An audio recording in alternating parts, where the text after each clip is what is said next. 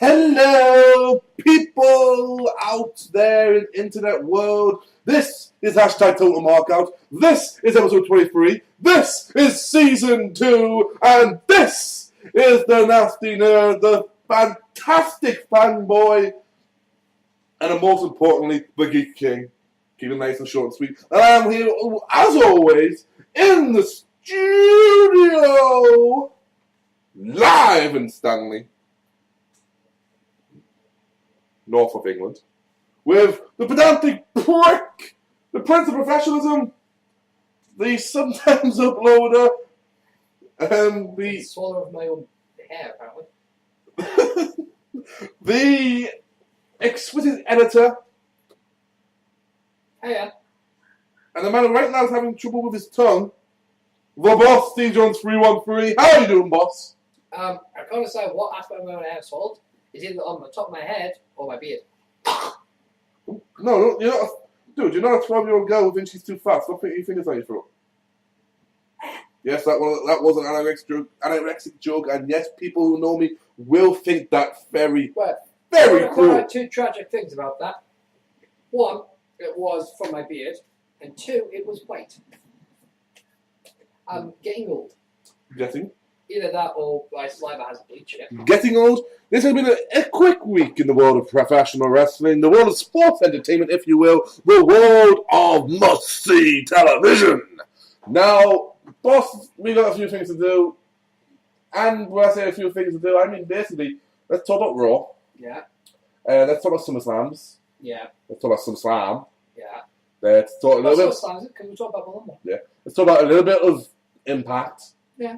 Not much ROH news. No, not really. I guess we could plug a website to get your ROH footage. I suppose the one thing we mentioned the closure of. We were talking about the show. We didn't talk about last week, so we don't bring it now. The closure of Shikara. We are a couple of weeks late reporting it, but we did find out about it after that. Yeah, it appears to be all well and done that Shikara is now no longer a running company, unless it's brought back in a storyline, which could happen. What I'm reading is that because it's you know how Chikara is kind of a comic booky thing. They have storylines. It looks as if they're gonna bring it back. It looks like a character of theirs who's a time traveler has brought back and missed this eye, the eye of I think it's Aura here, that used to be controlled. Ultraman Black used to control people. He looks as if he's gonna bring that back to bring Chikara back. So because he appeared at the end of a Wrestling is Fun, I believe, show with the eye, and it kind of implies that Chikara will be back. So we don't quite know what's going on along this lines. So we will try and keep up to date with that, but right now we're a bit mixed up because we're a few weeks behind on Chikara. We're trying to learn more about it.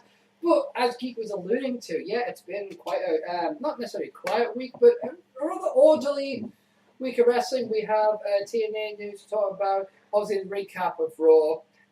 One big note from NXT. And then, obviously, continuing our search to decide which were the better SummerSlams, the first 12, which is from, I believe, is it 89? 88 up until 2000, or 2001 all the way up to 2012.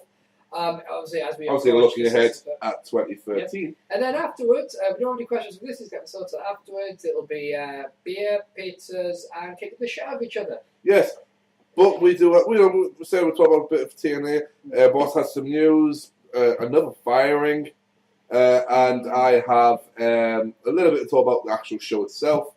Other than that, that's pretty much it. So we can talk a little bit more in detail on Raw. I know, right? A little bit more detail on Raw. Yeah. But we can talk about it, and basically we'll see how things are going, and then maybe we'll just talk about a topic. At the end of the show, I am going to mention something to you, you lovely people out there, to all you marks and markettes. Was that sexist to say markettes? No, you're actually including the once. Yes, but marks could be like an actor these days. You don't call them actresses, you call them actors. Yeah, but I don't call an actress an actor. I call it an actress. Look at you, stuck in the 50s. No, what were the 50s like, Grandad? Well, we didn't have Elvis. No, what are your 50s like? When I turned 50? Yeah. I don't know. I remember Roosevelt buying me. He bought me a paperweight, which was nice because it was signed by him. I sold that on eBay. Of course, back then eBay was an actual store in the marketplace. They actually belonged to Old Eric, which is why I call it E. And it was by the bay. Yeah, by that. However, I did get the chance to meet a wonderful gentleman by the name of Man Senior, and he was talking about wrestling. That might be a good idea, you know. And if you're lucky, if you're really lucky, an absolute prick. if you're really lucky, we might get an appearance. I'm not promising this, but we might get an appearance from the mascot. I know a few people have sent me messages asking where the mascot is. Mm-hmm. Actually, one person thought I'd actually killed him. Now the mascot, you got to remember, the mascot Funk is not a permanent member of the show. What it is, Funk is the co-host and co-founder of the other show we do, #Shout. On this show, if he's here, you know, he can be on the He sits show. in the corner and shouts. He has like a free season pass. If you will. He can come in whenever he likes. Yeah, it's like when you go to Disneyland in Florida for fortnights and you buy the fortnight tickets. You can come and go as many times as you want. Doesn't mean you've got to be there all the time. So, with that being said, Funk may make an appearance. I have something to tell you, lovely Marks and Markettes. You lovely people out there in the internet world. And you can just call them Markettes. You know, it just completely dispel all of it. Me personally, I don't have a problem with Markettes. And we'll see how things. I think it's cute. And what we'll do is we'll tell you people about wrestling. Now, we've rambled on for nigh on 6.5 minutes now. So I think it's time we actually got under something, boss. Yeah, we best talk about Raw. Monday Night Raw! Raw start off with the whole drum roll and Braddock's. Once again, Braddock's. I'm a Braddock. You're a Braddock. Everyone's a Braddock. No, I do not like Braddock's.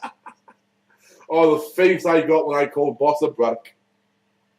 For those who are wondering what a Braddock is, it's what Brad has officially announced his fans are. They are Braddocks. That's Bradicks.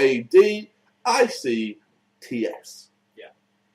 It's just absolutely fucking... To be honest with you, I would punch you.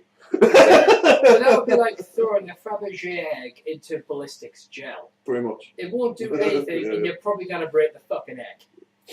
Fabergé... Which is another kind of egg I'll never be able to look at again. Fabergé eggs, they're the ones we've got from Australia, aren't they? Fabergé eggs are the really expensive ones that you can't eat. What's the fucking point in having them? It's just the shape of an egg. Ah, I eat like a dairy chocolate milk. Yeah. Because I got told that Easter eggs you can't actually eat. No, you can't eat Easter eggs. Pardon?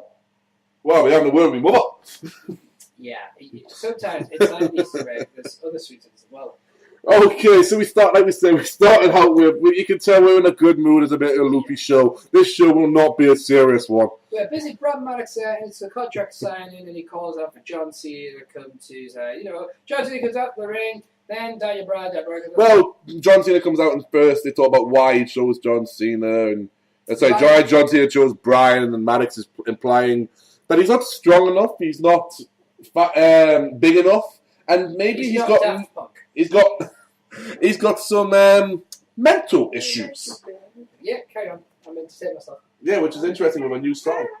What? With a relatively new song. You've been watching a commercial or something. Oh, that's been out for years, man. They just remixed it. That's all. I love that. I was listening to it when I was younger. It's one of the few. It's all the songs that made everyone else in the class go, "What the fuck, Steve?" It's like, oh yes, I like popular music sometimes. The fact you call it popular music makes me giggle. Well, so it was. Look, I'm very well aware that I'm a 100-year-old man trapped in a 60-year-old's body. But the fact is, there are some times that my interests correlate with that of the general public. It's a bit like, it's just a rarity. It's a bit like how certain people seem to have influenced Brad. Yeah.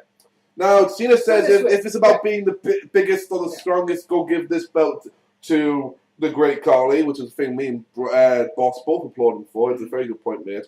Yeah. And then he does the usual shtick where he brings up... Now, let me just get this, Boss. I'm not going to do the same argument I did, but I will say what my issue is. When the WWE desperately tries to prove that it's not just big guys that become WWE champion, they bring out a couple of names. Shawn Michaels is always the first one. Right, hold on. Shawn Michaels. Right, so they bring up the Heartbreak Kid, Shawn Michaels, who was anywhere between 5 Shawn Michaels was billed at 6'1", right, and build weight at 225 pounds. Right. They also bring up Eddie Guerrero. I believe Eddie was 6'2". They bring up Eddie Guerrero and So obviously, Eddie was 5'8" actually, and only 220 pounds. So smaller in stature, but still built as a brick shit house. And then they bring up Bret the Hitman Hart. Oh, don't get Rey Mysterio, but Rey Mysterio's one. Well, we know Rey Ray's Mysterio's 5'5". He's 5'7", 175 pounds. Oh, Bret is 6'1", 234 pounds. Yeah. And Rey Mysterio finally He's like I said, 5'7". is built at 5'6" and weighs 175. Now the problem is, Wow, Rey Mysterio is the same age as me. No, he's not. He debuted the month before I was born. I was supposed to say.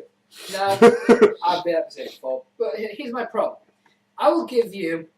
After a conversation with Geek, I'll amend one of my points. I'll give you I'll even give you how to push Eddie Guerrero because of his height. Yeah, 5'8". I will not give you Bret the Hitman Hart. Bret the Hitman Hart was not a small guy. No, the man was not By small. your logic, I can give you Mike the Miz Mizanin, Stone Cold Steve Austin. Well, hold on. Let's just look at this. Randy. We got a bit of time today, so we might as well see this. The Miz. The Miz stands at. Let me just have a look quickly. The Miz stands at 6'1" and is at 221 pounds, so he fits right in there with Shawn and Bret. Yeah, I'll give Randy Orton. Randy. Yeah. Okay, Randy Orton. Sorry, the mouse was playing tricks on me there. Randy Orton's 6'5", 235 pounds. He's 6'5". 6'5". But he's quite slender. Yeah. He's deceptively big. Stone Cold Steve Austin. Steve. I believe he's either 6'2" or 6'3". I think Austin stands like 6'3", yeah. Because I was surprised when I hit 6'3" that there was so many of them like that. Austin doesn't say on here. God, he's not a wrestler anymore. Can you scroll down and might have his build stuff? It sometimes do on wrestling stuff. There you go. It's his acting thing that's changed. Yeah. Build 6'2", 252 pounds. So he's not a small man. Yeah. But fits 6'2", but fits in the line. One from myself is the late great Randy Savage, who when Time Beasts was built as a small man, and he was 6'2", 237 pounds. So he fits that range. Yeah. So it's like when people say, "Oh, these smaller guys," it's like you're warping the definition to suit your own business. Now, if you wanted to say, and you know what? What? John Cena is 6'1", 251 pounds. Yeah. So to warp will we get like a guy later on during go? Well, you know, I want to bring up great names like Eddie Guerrero, Bret Hart, Shawn Michaels, John Cena, and Randy Orton. Like, that's not going to work. And then you brought up was Bob Backlund. Bob Backlund, yeah, Hall of Famer. Yeah. Here's the thing: if WWE really want to put an end to this, I would honestly just have someone say, "Look, I admit there was a time when WWE was all about the big guys. You know, that's what we like." But Bob Backlund stood 6'1" and weighed 241 pounds, but wasn't a big man. And if you think about this, Bob Backlund was in the time of Bruno Sammartino, who obviously we've all seen the pictures of Bruno when he was in action. He was the barrel-chested man. Bruno was 5'10" though. 261.5 pounds. But if they really wanted to spell it, like, there was a time where there was the Land of Giants, but, you know, David came along, slew the giant, and we've evolved since then. We have evolved. We move on from that now. I honestly think when you get a guy like Triple H there, I mean, obviously, and I'm going to detract from Robert, right, because of this. What we have. A big thing going around the forums right now is Cassius Ohno. KO. Cassius Ohno has been pulled from action at the moment because he is refusing to work in the gym, to work in his physique, at the request, I say request politely, of Triple H. Cassius stands at 6'4", 225 pounds. Some people have said that this is absolutely ridiculous because, you know, he's a fine figure. I personally don't have a problem with his figure, I think with his style. But somebody made an excellent point, and Geek actually directed me to this. So he said, at the end of the day, though, it's insubordination. Yeah. And what is the difference between Triple H going to Cassius Ohno saying, you need to work on your figure and your physique, and a football coach going to the star player and saying, you need to work on your physique or whatever? This is a physical sport, you know? I finally have something for Pedro Morales. What? The man stood at 5'10", 235 pounds. He fits right in there with the Eddie Guerrero image. But so a bit taller, and he's in a very aggressive, athletic sport. Mm-hmm. And ultimately, what would be the problem with him going in the ring and all? Going to the gym. I mean, at the end of the day, maybe he will get a super physique, but it's all about fitness, right? Shouldn't he, as a physical performer, be working out anyway? I mean, I know I'm dangerously going to sound like guys like Piers Morgan or something, but think about it. You are a wrestler. Mm-hmm. Whether you want to call it a sport today or whatever, Cassius Ohno's a wrestler. Shouldn't you be at the peak of your physical form? And what I believe Cassius is saying, though, is that he doesn't want to go to the gym and work out all the time. He thinks he's in good enough condition and this and the other. I understand that. But they're asking you to go 2 or 3 times a week to work out to make sure you're in, which is something you would have agreed on when you signed up for your developmental deal. Yeah. Right? More importantly, like you say, boss, they are asking you politely to go. Yeah. Now, you have stopped any future potential, that is the rumour, for the immediate future, because you can't follow instructions. Yeah. And you want them to trust you to put you on live television? I mean, and you know what's really ridiculous? He's going, no, I'm not going to do it. How many actors for a role that they might not even get have gone, I mean, Christian Bale and Tom Hardy, 2 examples. Christian Bale went one, has gone both sides of that equation. Yes, yeah. From going to a skinny motherfucker. The Machinist. The Machinist. The Machinist, where he nearly died because he was starving himself so he looked like this anorexic insomniac to Batman Begins. All the way to Batman Begins, where he's beefcake. Then you got Tom Hardy. Tom Hardy, who looks like a normal man if you saw him in the street. Yeah. Big bush-off beard and that. Yeah. And then he shaves the beard and puts on fucking tons of weight and muscle so that he can become Bane. Or Bronson, depending on which movie you see him first. And then there's other actors who eat themselves into huge weights, like Russell Crowe is the first one that comes to my mind. He ate himself to play a government expert or a scientist of some kind. Oh, Beautiful Mind. Not Beautiful Mind. It was actually fairly recent. He's like he works for the government, but he's actually a professor or something. Oh, right. Beautiful Mind, not too dissimilar. But Robert De Niro is the first one that comes to mind for me.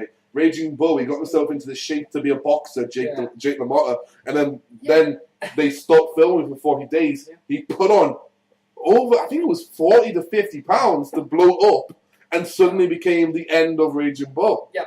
I mean, that's the point. There are accidents in it. You are a professional wrestler.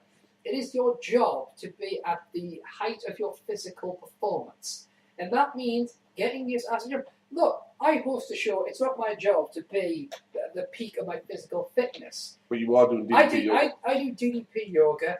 I do use the gym occasionally. Very, very, very, very occasionally. I need DDP yoga off you. But... Give yourself all buff! I mean, these guys can tell you the difference between me before I started doing the yoga and me doing yoga. Yeah, you've lost some weight. Yeah. And you become so much more mobile. Exactly. Getting out of bed, it can be done in one move.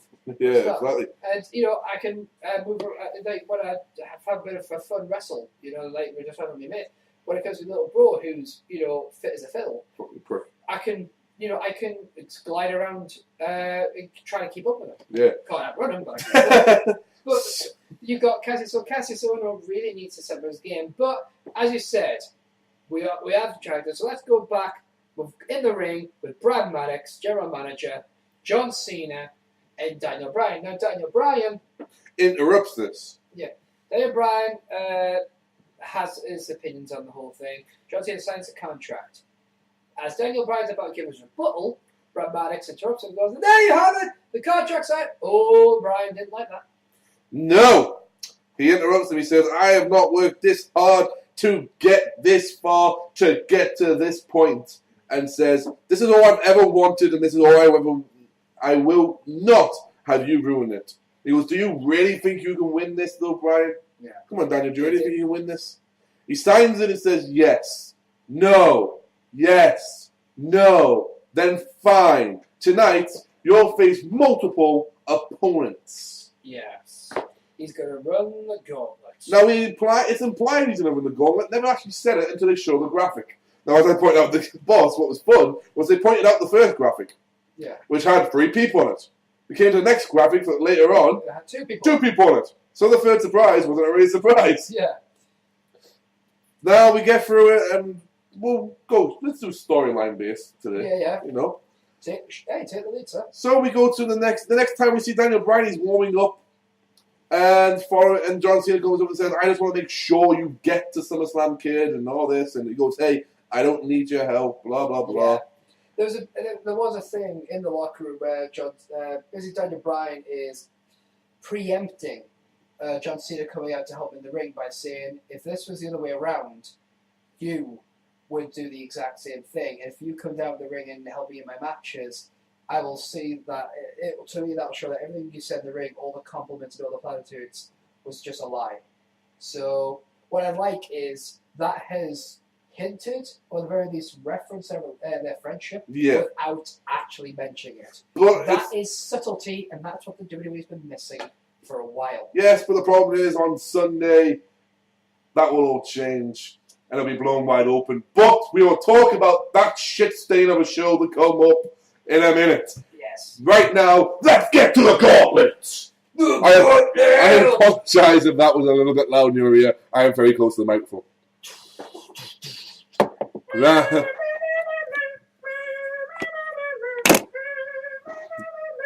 Yes, we the people. The real Americans, Jack Swagger, Antonio Cesaro, and the founding father came out and they discussed. They did a promo. Jesus. They cut a promo. Well, I'm not sure. I don't know if it was Thomas Jefferson or if it was. It might be Thomas Jefferson. I believe it was Jefferson. I assume it was Jefferson. Feel free to correct me if I'm wrong.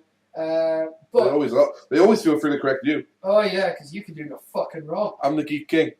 But I'll bring that up on the end of the show as well. But he could have.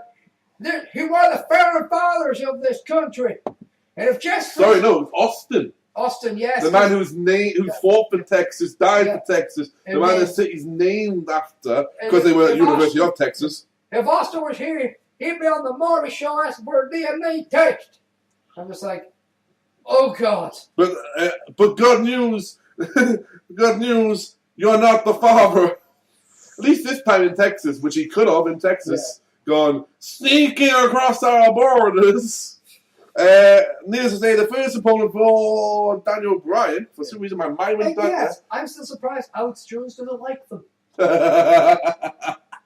Was Jack Swagger. Yeah. Jack Swagger got heat just by being Jack Swagger. Yeah. Didn't have to do We the People. Didn't have to do All American. Didn't have to cross the line. Didn't have to do anything. You know why?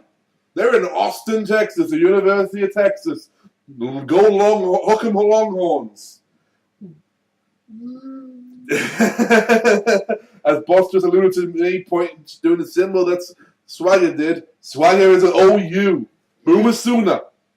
Oklahoma.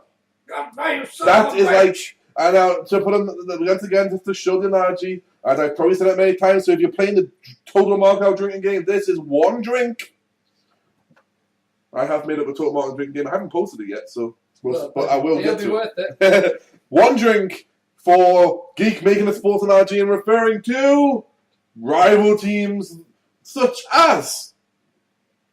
That is like being a Newcastle player and walking into the stadium and shouting someone. It is like being a Man City player wearing all blue and walking into Old Trafford. No. It's like being a Yankees player walking into what's it called? The Red Sox's home plate. Oh, fucking just got on me head. There. The Red Sox stadium. Can you get that up for me, boss? Yeah, I'm looking at it now. Boston Red Sox with an X because electricity's fun. Stadium. Fenway Park. That's the one. All I think it was a drink of an Irish pop. Quite right. All I think it was a drink of a Scottish pop. Yeah. Fenway Park. That is like being a German and walking into Poland. That counts, right, boss? Yeah. Well, in fairness, I don't know, because the Poland, they kind of technically invaded. I said walked into. And there was a war. Okay. Actually, that sounds about right. It's like being German walking into any part of the EU, particularly Holland, because Holland and Germany don't have a notoriously big rivalry. And he puts the symbol for the Longhorns, the fans. They give the death metal salute, the metal salute. Sorry, the rock salute, the two fingers. They do that, but they kind of do like the click style. Yeah. And they throw it up. That's the hook 'em horns. Yeah. So the OU players would knock that down to make it an N. Yeah. And it's you throw that down. It's an insult. It's like reversing the flag. Or turning the cross upside down. Exactly. There you go. So he throws him up. Daniel Bryan, in a good little match, comes out victorious. Locks him in the belt. I've done it again.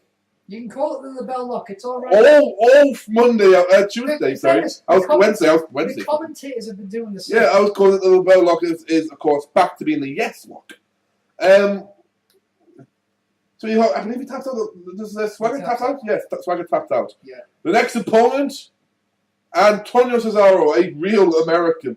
Oh my God, that match. That match alone was worth watching Raw for. A hell of a match, beautiful wrestling. If it wasn't for the matches either side, I would have nominated this as my match of the year, or at least on Raw. A very good match. Big things from Antonio coming up on NXT. That's what I'm hearing. I'm hearing Antonio has a feud going on with Sami Zayn currently, as we know.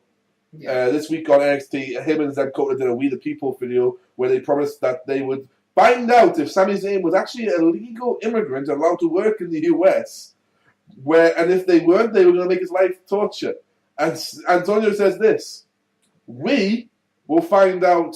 I will make your life. And every time he says "your," Zeb pointed to the camera with him. Your life hell in the ring, and now we are going to make your life hell out of the ring. We, the people, in a Swiss accent. Yeah. Which is always funny to me. And Antonio Cesaro is also funny on Ask FM, on the Inbox. Yeah, the W Inbox is a hell of a character. I just can't wait for him and Cassius to get Cassius to get brought up, and you'll just see Cassius standing next to him whenever he does an answer. That was an amazing match, some beautiful moments. Ends up in a reversal of the. Yeah, he goes for like a.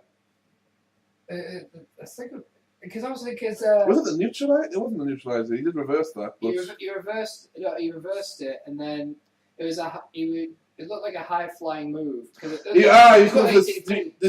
for the Swiss. The uppercut. Yeah, the Swiss, the very European uppercut, or the Swiss death uppercut, whatever you want to call it. Yeah. The one way, basically, it's the uppercut after he propels him in the sky. Yeah. Daniel Bryan almost effortlessly. Yeah. After wrestling for at least 20, 30 minutes, locks that into a schoolboy. Yeah. Not schoolboy, a roll-up. I was right the first time. A small package. Yeah. And he gets the pinfall victory.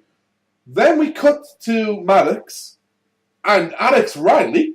Yeah. Inexplicably, A-Riley's just hanging around with Maddox. Yeah. I guess it's because I do hear that they're friends outside, so maybe they're going to bring that into...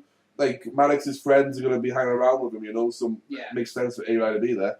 A-Ray, of course, his next big role in the world of professional wrestling, after being the Mrs. Bitch, is going to be NXT commentator. I believe I'm hearing. NXT commentator for A-Ray. I don't know who he's talking about. I think it's the current commentator that's not Brad. Yeah, I'll see if I can find it out. But JR is mentoring both of them along with Michael Cole, but JR is mentoring them. So we've got that coming up for A-Ray. A-Ray says, wow, he did good. He did it. I didn't think he could. At which point Maddox goes, yeah, he did good against them too. What about this one? And we're all sitting there trying to work it out which one it was. Yeah. We had a few different ideas. I thought it was Big Show. I thought Orton. The thing was, I found out he was advertised for Raw. Oh, was he? Because he's not medically cleared. I thought it was SmackDown. No, he was actually genuinely, because I thought after he didn't appear, I would apologise to you. I double checked, he was advertised for Raw, but the reason he wasn't used eventually, because he had been medically cleared to it. What's he currently out for, isn't he? I have no idea. Just said the reason he didn't appear on Raw is because he wasn't medically cleared to be on Raw. So Interesting. Because originally he was going to be part of the other storyline involving a big bad son bitch.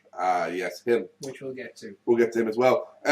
So we go through this, and of course we're going naming names, and all you hear is dun dun dun dun dun dun dun dun dun, and without the infamous or the feed me more, we go back to his very original fucking theme song. It is Ryback. Ryback is the third man on entry, and the Ryback does a good fucking job. It looks as if Ryback's losing. So the only way Ryback can still maintain any dignity and do Vince McMahon's bidding, and to do a certain man's bidding, would be if he put him through a fucking table. Which he does. However, not before Daniel Bryan Gets powerbombed to the fucking floor. Here's what happens, right? You remember this, because it was awesome. Yeah. Ryback sets up the table. And as he sets up the table, Daniel Bryan's back up, and he's still in the ring, whilst Ryback's on the outside setting the table up. Ryback runs off the ropes. As he comes back, he leaps over, or through the ropes, clears the table, hits Ryback. Ryback then goes into the announcer's table. Yeah, and then Ryback goes to the announcer's table. It's like, he clears the table fully and doesn't even touch the fucker. Yeah, it's like, what the shit did we just see? Right, he then goes up to the apron, going for that running knee that he likes to hit from the apron to the floor. Ryback catches him into a powerbomb position and powerbombs him on the floor. Yeah. Then picks him up and puts him through the table. Yeah. Cena then runs out, which I was telling Boss as it happened for the table. 5, 4, 3, 2. There he is. Yeah. Beat me to the countdown, bastard. Which, for me, I was like, well, that's fair, 'cause at the end of the day, it was an interest. I know. I know. I just didn't think Cena was necessary. I often don't, though. And it's not Cena hate. I just often think sometimes they put him on TV when they don't need him. I think it doesn't help at all when it's with the Daniel Bryan situation. It's kind of like, and there's a lot of fans who are very much behind Daniel Bryan, which they should be. I'm behind Daniel Bryan. We then get Cena on a mic. Yeah. You think that's fair? You think that it almost sounds like Rambo? Yeah. Let's go for his blood. Yeah. And the kids want to call me baby killer. Let's go for his blood. Fucking love that scene. Then he turned around and he goes, "You think that's fair? Driving a man through a table after 30 minutes of wrestling, like wrestling his heart out? You think that's fair? You want to do that to someone? Why don't you try doing it to me? Me versus you next tables match." At which point, Boss goes, "What, John? What is your addiction to tables?" Yeah. And I put it out very much, maybe he's the long-lost Dudley. Yeah. He throws up the 3. He's constantly getting wood. You know, it's like, maybe he just wants to be a Dudley that badly. Maybe. But we then cut to the backstage where Maddox is with a certain individual. Now, Maddox has already been met by a couple of individuals. See, Triple H. The COO Triple H. At which point, early in the show, when Triple H so you think that eyebrows are big enough for strong ABC? Almost sounds like people are putting words in your mouth. Yeah, you see, I happen to think that Daniel Bryan is the future of the WWE, but there are two trains leaving the station next. One is going to the top, go in the future. The other one's a dead end. You have to work out which train you're on. And as he leaves, Stephanie McMahon. You must have fucking heard it, because she didn't. It wasn't like Triple H leaves 10 seconds to look at Brad while someone else comes in the door. No, it was instantaneously as Triple H leaves camera. Triple H leaves stage left. Stephanie enters stage right. It's like, and she turns around and goes, "You're in a tough place. Guess you're gonna have to get the right ticket." I see what you did there. Trains. Yeah, and walks away. Now we have Vincent Kennedy McMahon, the most virile son of a bitch on the planet. I'm your genetic jackass. You want another baby? I've got the brass to fire your ass. Don't cross the boss. Screw you, Austin. You're fired. And we could really do it all day long. All day. So, Vince is there going, "What are you going to do about that then?" And he turns around and Brad goes, "Well, that sounds like a good idea to me. I'm going to make that the main event next week, officially." What about Daniel Bryan? You wouldn't want to deny him the opportunity to prove himself. Bryan needs to compete. Yeah. So I believe he said yes, of course. Yeah. And it was, what was it, Daniel Bryan? I don't know, the match they made. I don't know if they actually announced I know. They definitely said it, though. So, hold on. Let's just have a look if there's any preview. Talk away, boss. Yeah. The thing about it is there's a poll going on WWE.com at the moment asking, is Mr. McMahon trying to sabotage Daniel Bryan? What I love about this poll is that about 29% of people believe that he isn't, which just goes to show that, this is the kind of... there you go. Oh, it's like, he should find someone. Big. A friend. Say, a best friend. And it's announced that next week Daniel Bryan will face Kane after Brad Maddox finally tweaked on. Follow the buzzards. Believe. Yes, believe that man will be turning up next week as he wasn't on this week, and I think it melted the internet. I think Twitter melted during Live Raw. But in other Raw news. Yes, another Raw news. Antonio Cesaro was not on. Why do I keep saying Antonio when I say Alberto? I'm reading the fucking name. Alberto Del Rio, the World Heavyweight Champion, defeated Sheamus in a pretty match. But the major talking point of this was Sheamus's bruise on his thigh that he said that people have been seeing Jesus in. Come back to me, boss. Boss, come back to me.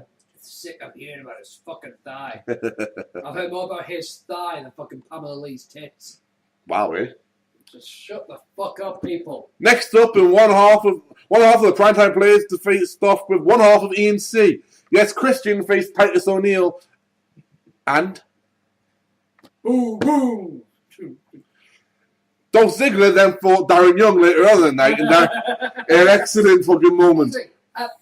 Darren Young, Dolph Ziggler picks up the win. Yes. Then Big E comes out to attack along with AJ Lee. Yes.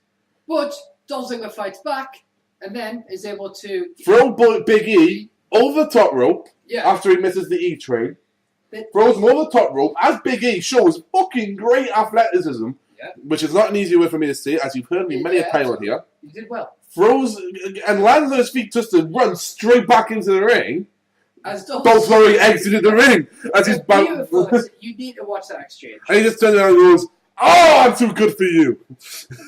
Of course, this week they mentioned the fact that Big E and AJ almost kissed. Yes. But Big E did the whole friendship one. Yeah. And me and Funk went, well, who wasn't being there? Us. I mean, just specifically not with her. Yeah, we meant in general. Right, fair enough. I'm trying to think just to cry. Cody Rhodes continued to build up his feud with Damian Sandow. After Cody... you love doing that, don't you? Yeah.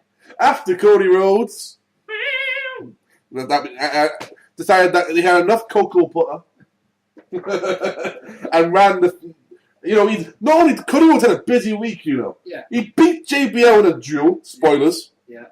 He had cocoa butter applied, not once, but twice on him. He saw Ron Simmons and Teddy Long. Ron Simmons wasn't actually there. Damn.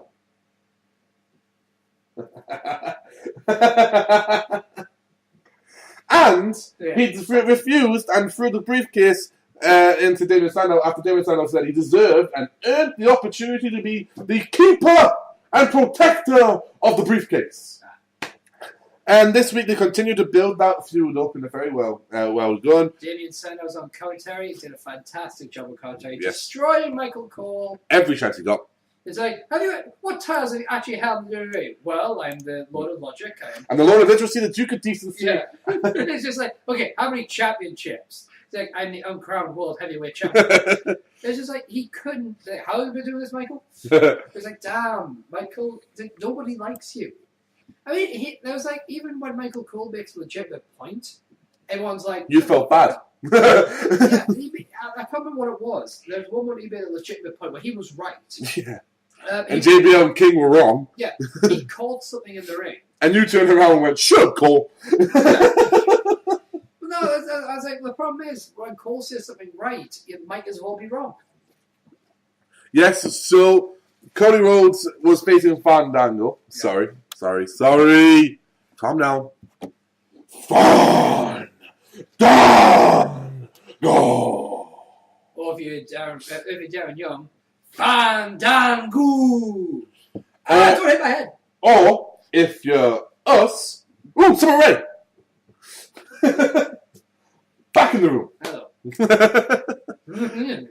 Yes, and if you want to see plenty of pictures of Summer Rae and all the other lovely divas, go to totalmarkout.com/tagged/divas. I love saying that. Totalmarkout.com. Right? A very good match, which finished with Cody picking up the win after the heels bumped into each other. Yes. I hate using the terms like heels, but I've got to. What happened was, David Sandow went to intervene. He climbed onto the apron, hold the briefcase, and then Cody Rhodes was able to hit a Beautiful disaster on the briefcase, knocking it into Fandango. David Sandow and Fandango, Yes. and then got the win over Fandango, which is fantastic. With a crossroads. In other news! That is pretty much all the minor stuff, so now let's get back to more of the major stuff. Mark Henry called out the Shield. Because that's what I do! Exactly. He called out the Shield and said, boys, I'm not hard to find. I'm a Texas-born, Texas-raised son of a bitch right here, and I'm proud to be from the great state of Texas, proud to be from down the road in Silsbee, Texas. I don't know why I pointed down the fucking road there. No one can see me. Because clearly, if you just go onto Stanley Front Street, if you go behind the job centre, it's Texas. Oh, cool. I didn't know that the wormhole was still there. Yeah, Sweet. yeah. Well, Mr. Man was fucking around. Is Is that a reference to a different show that you do into the One Virginia Productions? Maybe. Ding, ding, ding.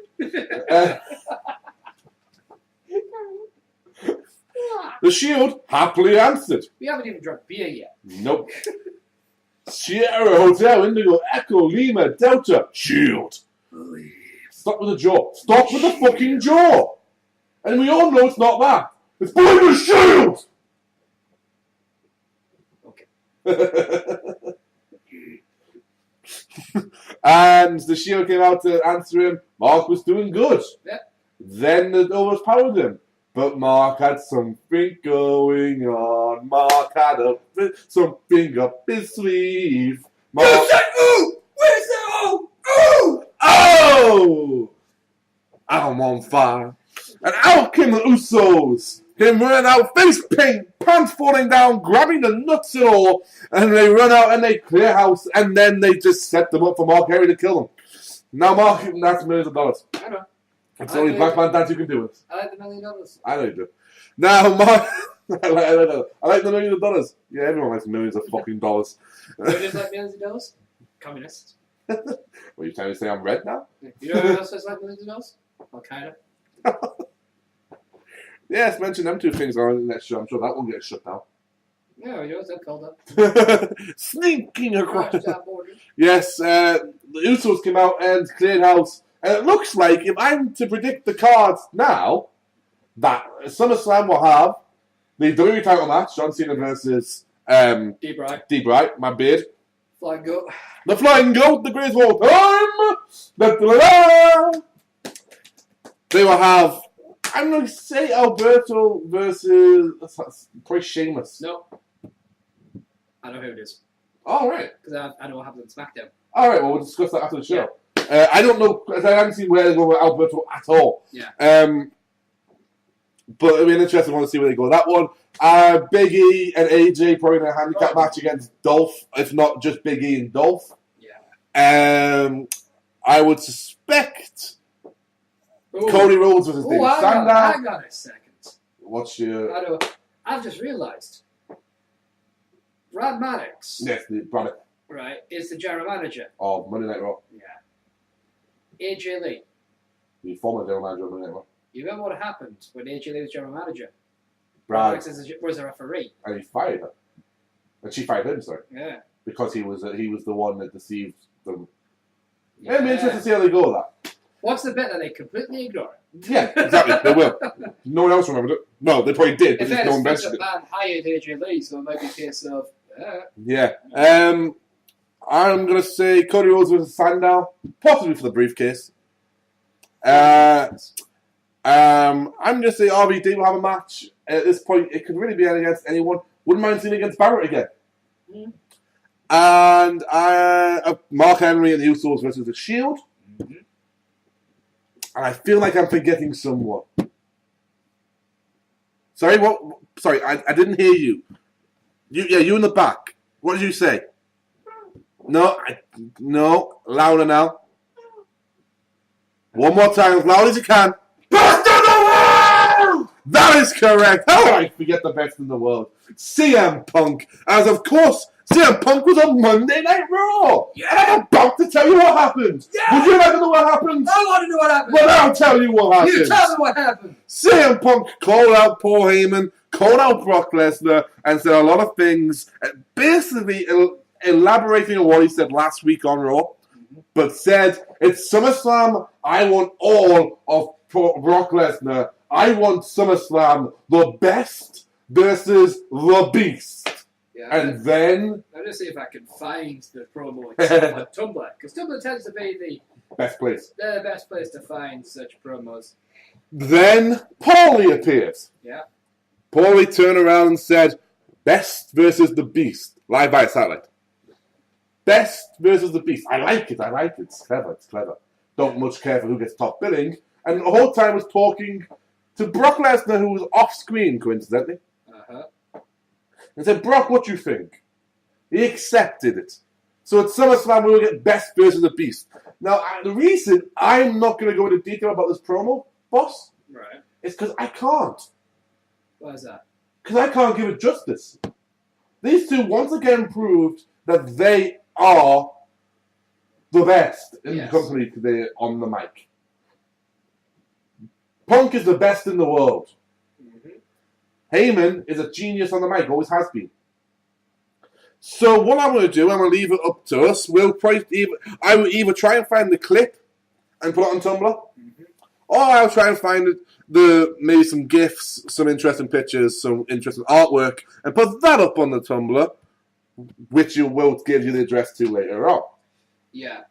Now, that's Monday Night Raw, in a nutshell, which means it's SummerSlam. If I'm correct, we're going to have about 8 or 9 matches, which I'll be happy with, boss. Yeah. I'll tell you more about what happens in regards to SmackDown. There's only one match I can really say about that. And RVD faced Barrett in a very entertaining match. Yeah. TNA. Bum, bum, bum. A couple of things to talk about. There's been a lot of releases. D'Lo Brown does a fantastic interview talking about it. Very respectful of TNA. He likens TNA not to a sinking ship, but as a company going through growing pains, and he has full faith in them. What's the name of their new champion? Which one? The new TNA champion. World? Chris Sabin. Sabin, yeah, World. Yeah, Chris Sabin. Obviously, he said, I'm not worried about TNA. You're the fucking champion. Of course you're not. But TNA's president, Dixie Carter, released a statement in regards to the goings-on in TNA, lots of the firings, and some of the stuff. However, before I get into that, one thing I want to bring up, Dixie Carter and TNA have released Jesse Sorensen. Yes, they have. Can you give us a little background into Jesse Sorensen, please? And what relevance to TNA is? Jesse Sorensen was an unfortunate young man who at the time was an X Division champion, and it was a man that our former co-host, Eric Van Gismy. That's not a fucking spoiler that he's returning. Yeah. That's just me making a Freudian slip. Yeah. Couldn't get behind because he didn't really have a gimmick. He was this all-American guy, so it wasn't going to work for anyone outside of the America, the States. That's the word I was looking for, not the America. Yeah. America, fuck yeah. So, but I got behind him. He was a talented young man, had a wealth of potential. Yeah. Took a knee to the top of the head. Yeah. Which was so bad, it was cut. Yeah. From the match. On most of the repeats, by Zema Ion. Yeah. Zema Ion is still currently on the roster, I believe. Yes, he is. During this time, he's been away. He's had surgery. He had a severe concussion. He was very lucky to be alive. That's how bad the people reckon it was. Well, and now that he's fit and ready to go, and you'd think you'd make a big deal about him coming back, you get rid of him. So, yeah. This has been looked down on by the likes of publicly by the likes of Sean Waltman, X-Pac, whatever we call him. I don't want to call him. Six-Pac. Was it Six-Pac? Six-Pac in TNA. Six-Pac in TNA was. But anyway. Also just Sean. This is a message from TNA's Dixie Carter, the current president of TNA Wrestling. Hi everyone, in the 11 plus years I've been with TNA, I'm still amazed by the passion of pro wrestling fans. That passion, both positive and negative, is remarkable and something that all of us at TNA values. With that said, I asked questions from you, I asked 4 questions from you, like I've done many times in the past, but I did provide a time frame by which I would answer you. I know I frustrated you all, and I apologise. Beginning next week, each Thursday, I will answer legitimate questions from you on a weekly basis. I will not, however, address outrageous or hurtful questions. Spoony one. Or Matthew. Yeah. I also want to take this opportunity to provide perspective from inside TNA, where we stand and where, with support from our current and future fans around the globe, we are going. What is being shared with you now was what is shared with the Impact roster before our phenomenal Destination X show from Louisville, Kentucky last week. You call it phenomenal, I call it passable. I call it just about good. This has been a big year for TNA. We took Impact Live on the road, exactly where it needs to be, and where you asked us to be, in your backyard. No, you're confusing that with CZW. We also changed our pay-per-view schedule, shifting from 12 to 4 live pay-per-view events each year in order to increase the value of these events for you, in brackets because we're a fucking moron. To grow TNA, these are moves that need to be made, and part of changes like this include structural changes within TNA to align with this new business model. Many of your comments and questions reference our recent roster changes. The relationship that fans have with wrestlers is unique and one of the many great aspects of the wrestling business. And for this reason, releasing talent is never easy, not for you and not for us, but specifically, it's easy for us. So I'm adding a lot of the brackets here. But beginning with bringing in fresh faces and the best wrestling talent in the world is what you expect and what TNA will always strive to deliver. Recently, we have brought back some talent favourites, Sanjay Dutt, Pete Williams, and Homicide, but no, not Jesse Sorensen. And you will continue to see there's a new talent that we are excited to introduce you to in the coming months. TNA has always been and will continue to be a place where you can interact with the superstars, whether in person at a live show or via social channels like Twitter and Facebook, unless they're hacked, in which case Kurt Angle will be available through our PR system, probably. Brackets again. We are constantly exploring new and interesting ways to take interaction to another level, and you will see this unfold in the coming months. I appreciate each of you taking the time to share your thoughts, opinions, ideas, not that we'll ever take them on fucking board. Brackets. Your input and feedback helps us create a better product when we actually fucking listen. End brackets. I hope you will join us when Impact Live comes to your area. Luckily it doesn't. Yours, Dixie. Well, Dixie Carter. According to the likes of D'Lo Brown, who was very respectful in his interview with some other people, he described that Dixie Carter is essentially the figurehead in TNA. Very much like a Vince McMahon character, she has the final say on everything, and Hulk Hogan has nowhere near the power that people thinks he has. So it's good and actually quite reassuring to know that we fans are somewhat disillusioned, and we easily blame Hulk Hogan when maybe we should be blaming Dixie Carter more, which I'm happy to do. But Dixie Carter still needs to explain the classless move behind releasing Jesse Sorensen. Now, if you just think he's not a good talent, there's argument, all right? I haven't seen enough of his work to even begin to make a judgment. I think what they've done is they did help out a great deal with his medical bills. Yeah. I think what they've done in the turnaround is that the investment's not going to be big enough for the payoff. Yeah, but that's one thing. You know, is this Eric Bischoff still cool again, or is there legitimacy? We don't know where I left. But what my issue comes down to is that obviously fans have been saying TNA will not last a year, and it always does. This has to be the proving point. You really have to start. First of all, I think this pay-per-view idea is crap. I think it's ridiculous. You have full effort and the rest of it. There are some pay-per-views that I admit are a bit of a sheep, and I do say, actually, that's a pretty cool thing. I do like the joke as well, but guess what? I like that as a concept, as its own pay-per-view as well, which had a consequence. If it wasn't for the joke as wild, you wouldn't have had beer money. Yeah. Right? It's just sometimes I feel that you're more worried about cost-cutting measures than you are producing entertainment. If you produce the entertainment, you produce a good product, the money will come. Just try not to spend too much in these endeavours. Yes. Spend what you have to, not what Vince McMahon spends. They're speaking of TNA. Uh-huh. Next Friday. That's all the news I have from yes. the thing. So. Will be the 2nd of August. So this time next week when we record them. Yep. Will be the next TNA One Night Only. Yeah. TNA 10 Reunion. Good. Which will feature a 4-way X Division elimination match. Featuring Sanjay Dutt versus Kazarian versus Petey Williams versus Kenny King. Could be an entertaining match. Velvet Sky versus Gail Kim. A gauntlet match that I will not reveal the competitors in for one major reason. Isn't it being left to the decision of the fans? No, that's a different one. Oh. No, this is a gauntlet match that will feature some returns. Okay, and I like to keep that as a surprise. I don't even know about these. Yes, personally for me, the surprise at the 10-year for the recent ones were all spoiled by TNA themselves, but I like to keep them as a surprise. Tag team match, which will feature Team 3D versus LAX, Homicide and Hernandez. Jeff Hardy versus Austin Aries. That could be good, especially now that Jeff is really starting to feel the benefits of a cleaner lifestyle. No, I'm going to read this word for word how it's wrote on the Impact Wrestling website. Yeah. Cowboy James Storm versus Bobby Roode. I think I think you mean Bobby Roode. Not Bobby Roode. Yeah. Bobby Roode. Your JB's perfect on that one. Oh, thank you. Yes. And the main event is actually the main event's built as Jeff Hardy versus Austin Aries. But the main event in my eyes will always be this match when you put these two together.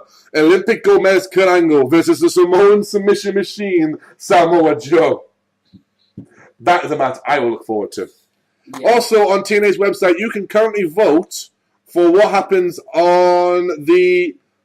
between the August 1st and August 8th TNA Bound for Glory series. Here are the 3 cards that you can vote for. Okay. Card 1, Jeff Hardy versus Anderson. Magnus versus Joe. Styles versus Rude. Park versus Hernandez. Aries versus Daniels, which is just a match itself that you can vote for, you know what I mean? Yeah. And Kazarian versus Jay Bradley. Card number 2. Mm-hmm. Aries versus Styles. Okay. Anderson versus Magnus. Daniels versus Kazarian. Rude versus Hernandez. Park versus Bradley. Joe versus Hardy. What's your third card? The third one, which I voted for, because I want to see a match on here, a couple of matches on here again. Joe versus Aries. Oh, God. Hardy versus Hernandez. Bradley versus Rude. Magnus versus Kazarian. Anderson versus Park. And the second match that I wanted to see, so I voted for this one. AJ Styles versus Christopher Daniels. I think really, if you're going to vote, I would say it's a vote between 2 or 3. I'll probably vote for 2. I'll put 2 for you then, boss. Then we voted for 1 of each. Yay! We'll get Funk to vote for 1. He doesn't actually care about TNA.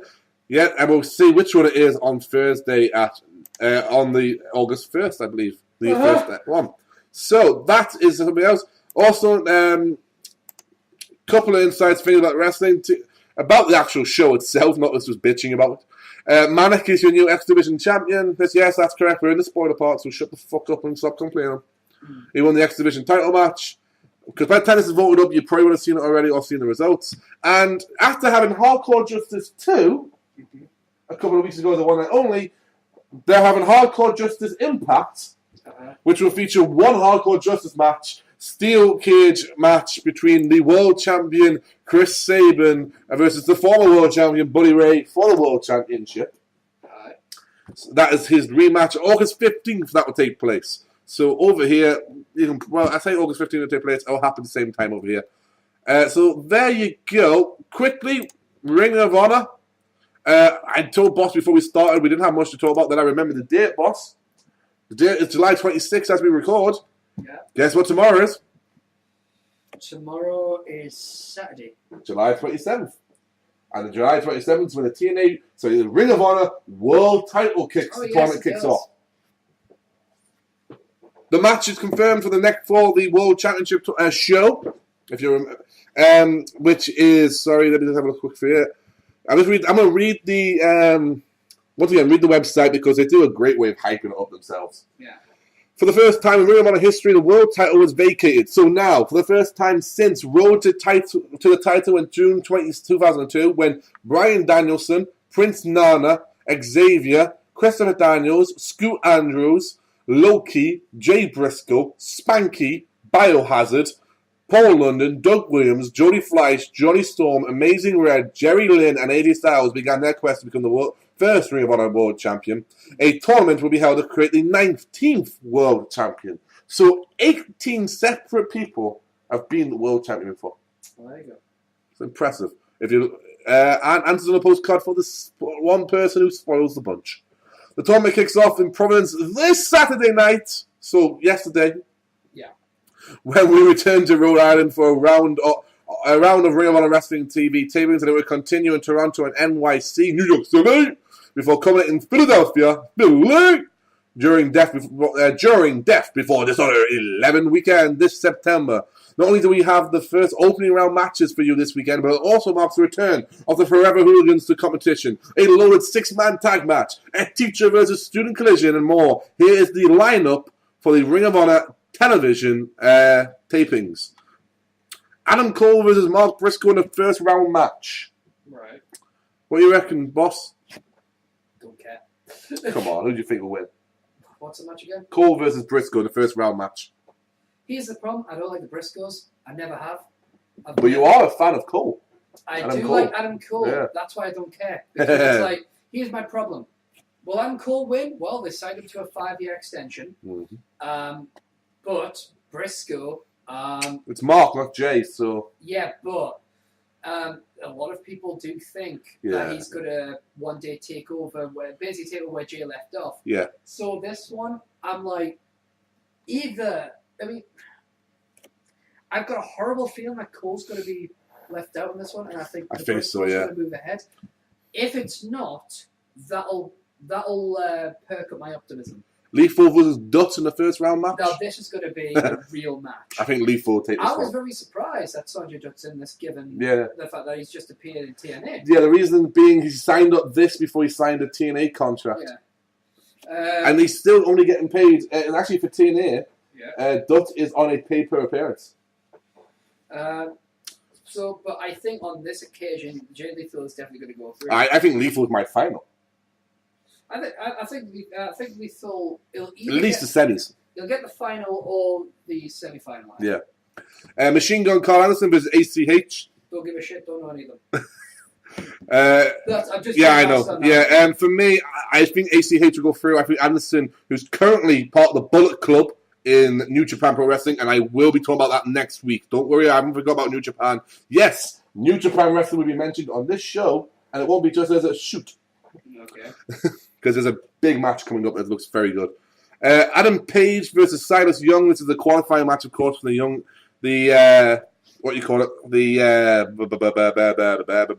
qualifying match for the world title between the newest acquisition to the full-time Ring of Honor versus what Silas Young likes to call himself the last real man in wrestling. Another one I don't care about because, first of all, I hardly know them. And secondly, whoever wins isn't going to win anyway. Yeah, I think they got Elgin in the first round. Yeah, so. A proving ground match. What a proving ground match is, for those who don't know, I will explain it, is if you get a chance to face the world champions in a non-title match. If you defeat the world champions, you get a guaranteed future title shot. Right. So it's a good concept, you think? Yes. It's basically what should happen anyway. Yeah. Where the World Tag Team Champions, Red Dragon, Bobby Fish, and Kyle O'Reilly, versus the Forever Hooligans, Rocky Romero and Alex Kozlov. Now, the last time we saw the Forever Hooligans in Ring of Honor was the 11th anniversary event where they faced against, I believe it was they faced off against Davey Richards and, what's his name? Flavor Flav. No. Davey Richards and Eddie Edwards, sorry. The American Dragon, yes. Pop-up advert came up on me, I do apologise. It's fair enough. So it's a really good match. the match they're building as Honor personified 6-man tag. This match is apparently what will showcase Honor. Mr. Wrestling, Kevin Steen. Right. The Sicilian Psychopath, Tommaso Ciampa. And Unbreakable Michael Elgin will take on. I don't like the sounds of that. Will take on the Buzzsaw, BJ Whitmer. And the American Wolves, Davey Richards and Eddie Edwards. This match will show you why Ring of Honor is stop doing that. See, Michael Elridge is Elgin. Sure.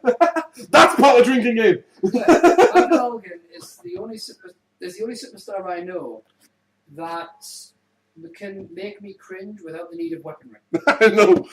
That's because he just power bombs them into them. Yeah. Student versus teacher, Michael Bennett with Maria Kanellis. Right. Versus Brutal Bob Evans. And finally, a 4-corner survival tryout / seminar. So this is 4 people who have been in the recent Ring of Honor tryout seminars. Will now get the chance to shine on Ring of Honor TV tapings. Vinny Marcigela is the most experienced inside the ROH ring, having most recently fought Tommaso Ciampa at Dragon's Reign. And not to mention competing in the ROH contract match between QT with QT Marshall at Boiling Point 2012. He would face Tommy Hansen, Congo, and Brian Fury. Isn't that a Tekken character? Brian Fury is a Tekken character. I thought so. It's Android. Yeah. Also like that. Also scheduled to appear is Matt Taven with Truth Martini, the television champion. Caprice Coleman and Cedric Alexander, the CNC Wrestle Factory. Tadarius Thomas, the TD. Hashtag Party Boys. That is their tag team name. Mike Seidel and Zuzo Midoko. Whatever you fucking pronounce that name. And Ring of Honor matchmaker Nigel McGuinness. In addition to this, there's also expected to be... In addition to the announced matches, you can certainly expect more bouts from with the other talent scheduled to appear. Plus, from 6:30 to 7:20, the stars of both Ring of Honor and New Japan will be available for an ROH faithful to meet. Machine Gun Carl Anderson, the Forever Hooligans, who are the current IWGP Junior Tag Team Champions, which is what got me really excited. The fact that you're going to see the New Japan Junior Tag Team Champions versus the Ring of Honor Tag Team Champions in a match. It's going to be so it's big for me. Do you know who would be if it wasn't Junior Tag Team titles? I don't know anything about it. The IWGP Tag Team Champions. You are now jumping into where, Japan, yes. When it comes to ignorance, I swim in the deep end of this pool. Yeah, I'm just wondering if you may have any idea. That's the problem. Yeah. I'm very much a WWE child. Well, here you go, right? Yeah. The IWGP Tag Team Champions. I will double check this, but I believe will be 2 people you've heard of. It will severely surprise me. Because if I haven't been a WWE before, it's unlikely. They've lost it, have they? Yes, it's Tenkochi. I think beforehand it was. Because I might have heard the previous ones. No, it must be I think I'm getting my tag Well, Kenzuki Sasaki is not the man that we think he is. Yeah. Were you convinced it's Kenzo Suzuki? No, I'm getting my titles mixed up because there is currently a Japanese tag team. Well, who were you thinking of anyway? Is the titular of Killer Chaos? No. Yes, you won't have heard of Killer Chaos because his tag team, because that's the tag team. The people you said that I might know, because that's what I care about now. Do I know these people or not? Silence on the show. Would be the Davey Boy Smith Jr. Well, yeah, he was let go by WWE because the guy didn't know how to not use certain drugs. Which is a shame, because he had all the talent in the world. Those are that people say, it's so stupid they got rid of him. It's like, well, what do you want him to do when he violates the wellness policy? Yes, they're the Killer Elite Squad. Smith currently I think he's still using the name David Boy Smith Jr. Yeah. Obviously for Japan it has a name. Is following with regular tag teams and stablemate Lance Archer. That's a name I've heard. Lance Hoyt. No, I don't know that name. Vance Archer. Now I know that. All the same guy. Yes, they are the current NWA World Tag Team Champions, as of June 2013. But I believe they did hold So this all happening in RH? Mm-hmm. No, this was Japan. I said if they had brought over, they would have. I'm going back to what we're talking about. There's New Japan Pro Wrestling match. Yeah. RH. Yeah. Wow. It'll be happening on RH. It's the Proving Ground match. They lost the IWGP Tag Team Championships back to Ten Koji in a 4-way match, which also included two other teams, and neither Smith nor Archer was involved in the finish. They received a rematch on the 22nd and a 3-way, but anyway, we regained the titles, and Koji pinned Archer this time. All right. So Killer Elite Squad, the KS, Lance Archer and David Boy Smith Jr. were the former IWGP Tag Team Champions. That's why I was remembering them. I see. Also, the Wikipedia is fucked up. Also, along with that, with the Tag Team Champions, you'll see Mark Briscoe, the First Lady of ROH, Maria Kanellis, Michael Bennett, Jay Lethal, and 3.0 Scott Jagged Parker, and Big Magic Shane Matthews. It will cost $10 each for an 8x10 one-signed personal item, or the combo price of $50, and you can get one item from all 7. Either way, make sure that you're ready. So basically, for $50, you can get a signed thing from every single person you meet, or for $10 each, you can get one thing signed. So it's really interesting to see there. That's TV tapings.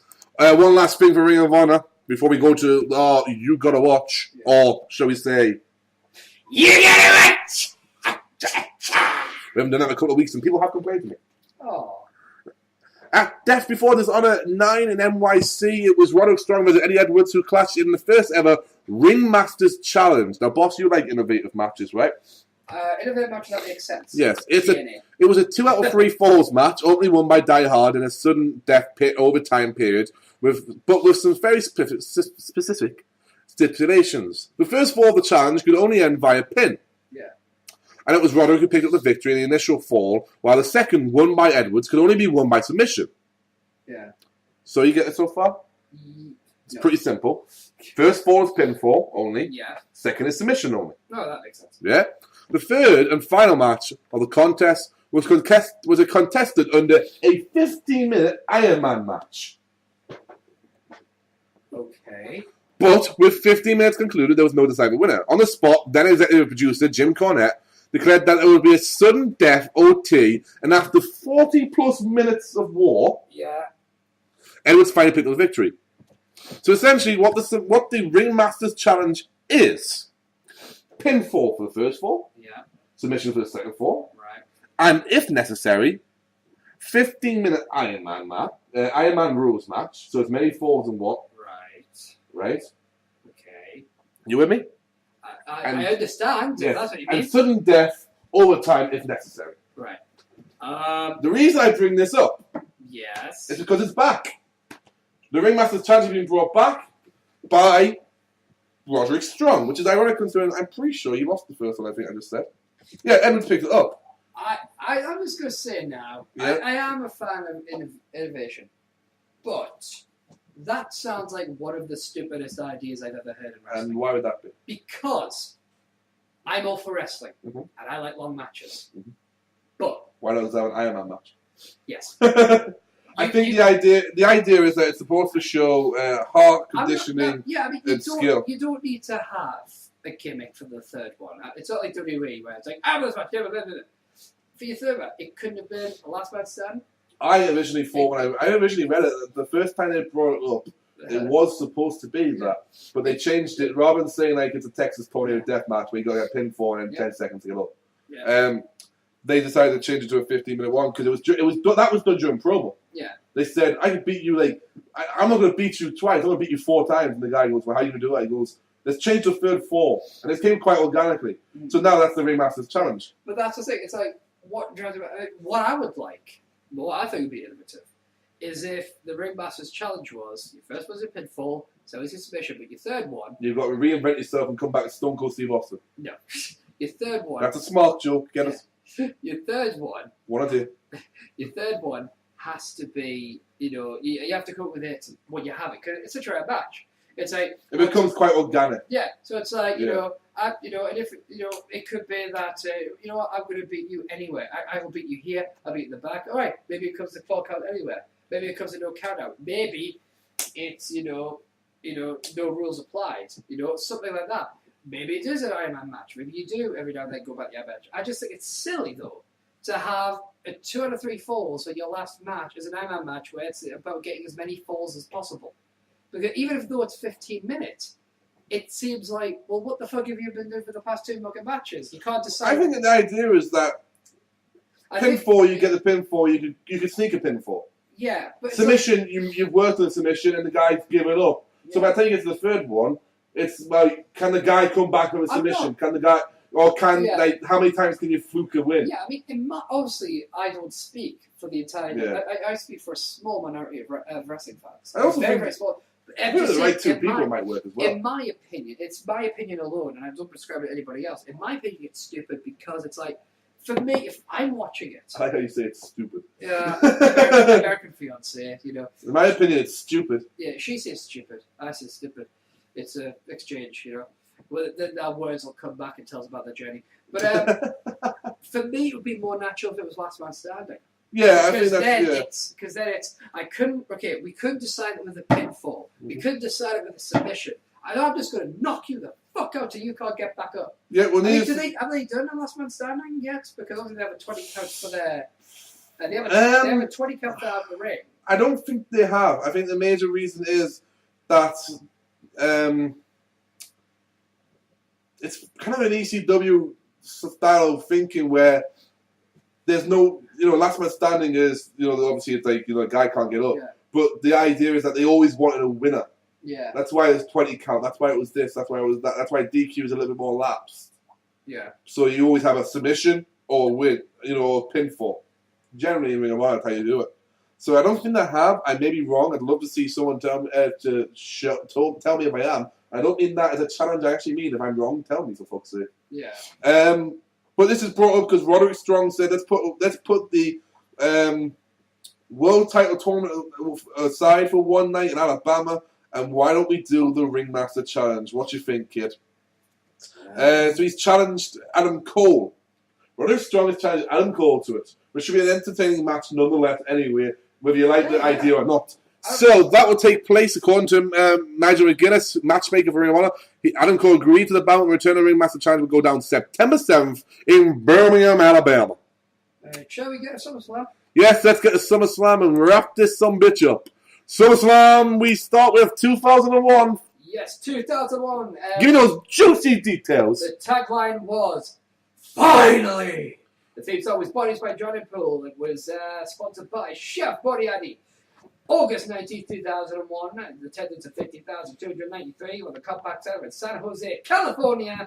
There was SummerSlam 2001. And what makes this special was that it was the first ever SummerSlam that featured WCW and ECW superstars actively contesting the WWF during the Alliance in SummerSlam. Yes, and your first match was Sunday Night Heat. Lita Jacqueline and Molly Holly of the WWF defeated Tori Wilson, Stacey Keebler, and Ivory of WCW in a 6-diva tag team match. 2 minutes and 55 seconds to get the crowd warmed up. Do you know why? Why? Because only one of them could wrestle on WCW's team. That would be Ivory. Yep. First match to kick off SummerSlam was WWF's Edge defeating the reigning and defending WWF Intercontinental Champion ECW's Lance Storm from Calgary. Dramatic pause. Americana. In 11:16, if I can be serious for a moment, yes, I have to do it. It was a decent enough match. And up next, there was a 6-man tag team match. It was the Dudley Boys, Bavaria Devon, and Test from the Alliance defeating the APA, which is Farouk and Bradshaw. Spike Dudley with Molly Holly of TWF, 7 minutes 19 seconds. The Alliance picking up the win. Fun match. Yeah. Next up was a title unification match for the WCW Cruiserweight Championship and the WWF Light Heavyweight Championship. In 7 minutes 33 seconds, the WWF's X-Pac became the first ever unified Cruiserweight and Light Heavyweight Champion, defeating WWF Tajiri, which I believe marks the only WWF versus WWF match on the card. Yep. And up next, it was Chris Jericho versus Rhino, accompanied by Stephen McMahon Helmsley in a WWF versus Alliance match. 12 minutes and 34 seconds, Chris Jericho broke down the Beast. He brought down the Beast. Yeah. The way you say that. He brought down the Beast? Yeah, I broke down. Yeah, he broke him down, did he? Yeah, like the walls. Yeah, I saw. Yeah, see? Get there. And following this match, with a lot of match with I could cry, sir. I could cry. a lot of match with the WWF Hardcore Championship, which seems redundant to myself. Yeah. Why do you need a lot of match for a Hardcore Championship? But needless to say, the champion, the WWF's Jeff Hardy, was defeated in 16 minutes 33 seconds by the whole fucking show, ECW's Rob Van Dam. And a very, very good match. Up next, it was a steel cage match for the WCW World Tag Team Championships and the WWF Tag Team Championships. The Brothers of Destruction, the Undertaker, Kane with Sarah, defeating Diamond Dallas Page and who better the Canyon, Chris Canyon of WCW. The Brothers of Destruction walked away the unified tag team champions. And you know what we found out? Yeah. Undertaker and Kane are Bill and Canyon. After the Undertaker and Kane just took this time to destroy DDP and Chris Canyon. Following this match was the singles match for the WWF Championship, where the WWF's Kurt Angle was defeated WCW's Stone Cold Steve Austin by disqualification. Yes, he was disqualified by referee, I always forget his name. Nick Patrick. Nick Patrick, he disqualified Stone Cold Steve Austin for using excessive force against the referees. Yes, he did. But your main event was the WCW Championship. To think that the WCW Championship was the main event of WWF pay-per-view, it was The Rock taking on then WCW champion, the five-time WCW champion, accompanied by Shane McMahon. The Rock becomes the WCW champion. And that happened in 15 minutes and 19 seconds. And I have to tell you, I saw this pay-per-view and I fucking loved it. Yeah, this is a very fun pay-per-view. So it is, for me, very good. It's interesting because a lot of matches on here are good, but this entire pay-per-view will always get swept under the feet for one reason. Mm-hmm. Part of the Alliance story. Yeah. However, moving on to SummerSlam 2002 took place on August 25th with the theme song Fight by Jim Johnston. Fight! And it had attendance of 14,787 at the Nassau Veterans Memorial Coliseum in Uniondale, New York. And your first match of the night of a Sunday Night Heat was Spike Dudley defeating Steven Richards in a singles match, 2 minutes and 35 seconds. Clearly, Steve Richards was not able to make Spike Dudley see what he was talking about. Steve Richards actually, these two superstars are very, very much underrated in my opinion. Spike Dudley, obviously... The Giant Killer. Yeah, Spike Dudley, pound for pound, the toughest son of a bitch. Steven Richards, very good. You know, one of the most dominant tag teams of all time, the BWO. I'm just saying. I'm not saying. Just saying. Well, they just say 3 little words. Yeah. They're taking over. They kick off the pay-per-view officially in a match that's often forgotten. Yes. But is a very good match. Kurt Angle defeated Rey Mysterio by submission in 9 minutes and 20 seconds.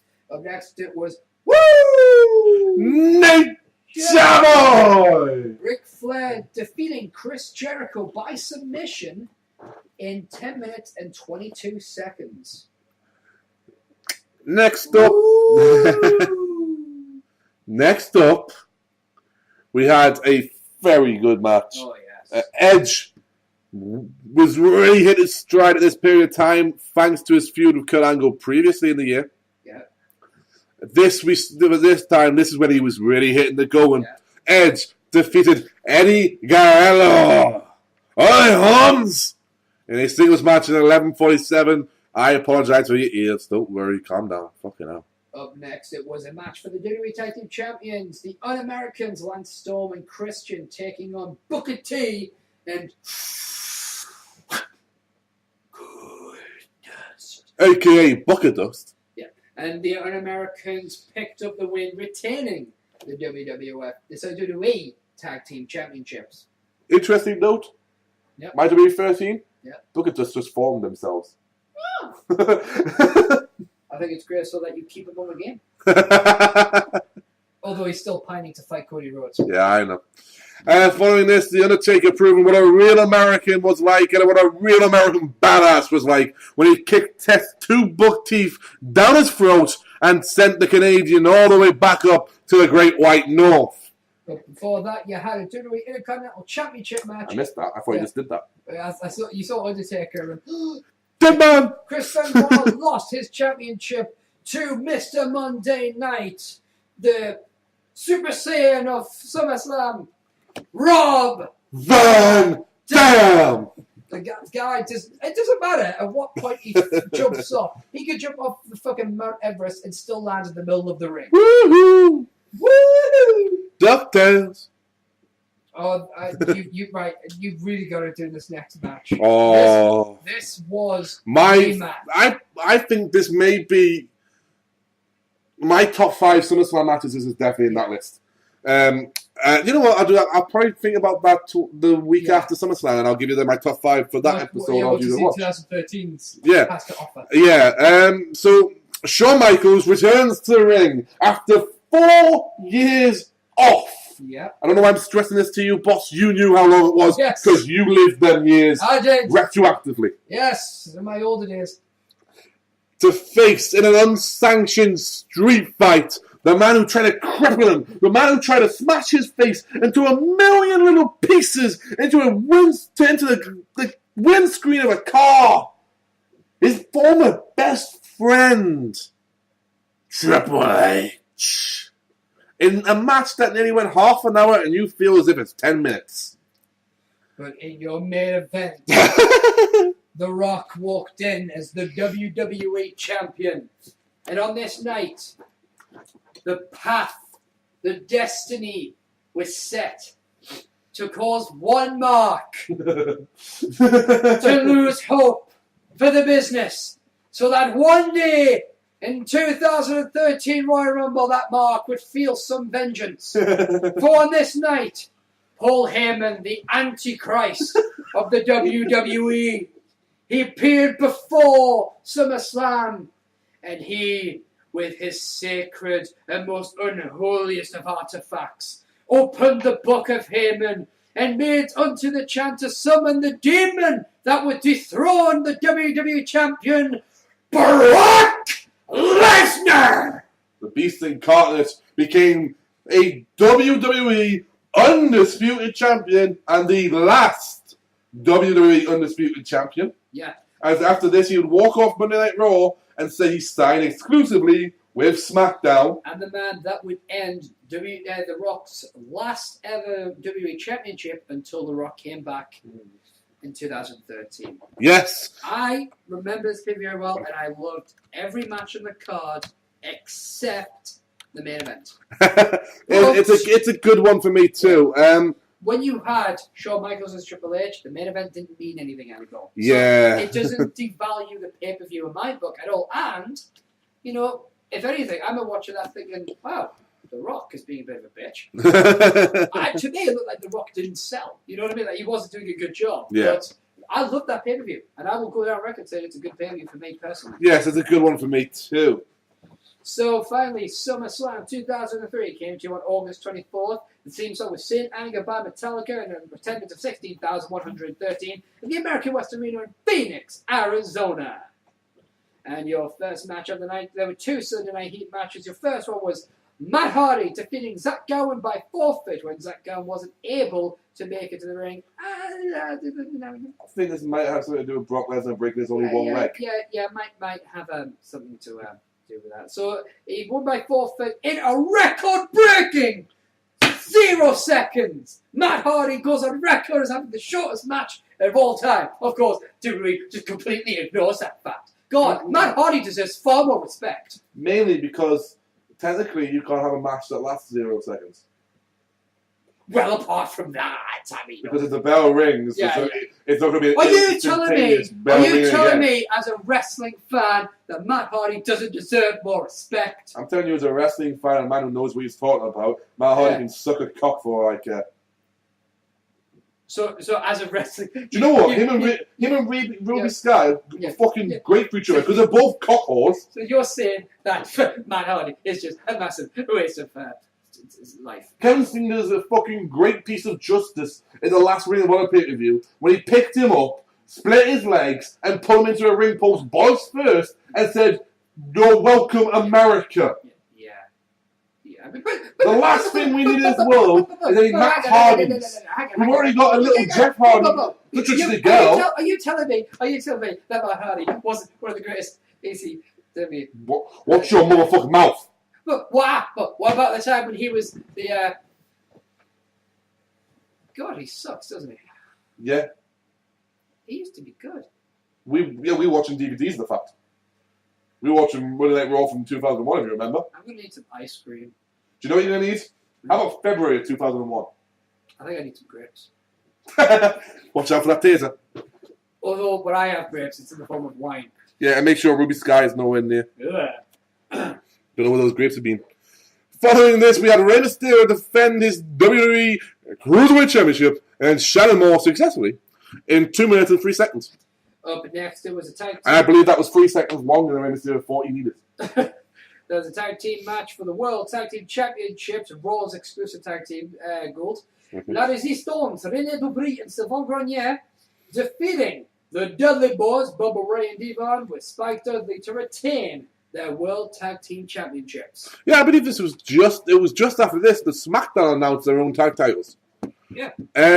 Following this, I'm correct this time, it is actually following this match, was The Undertaker defeating A-Train, who was with Sable at the time, because A-Train was doing Sable and Vince's bidding. Yeah. Because Undertaker may have said some things about Sable and Vince that may or may not have led of him being put on the bad books.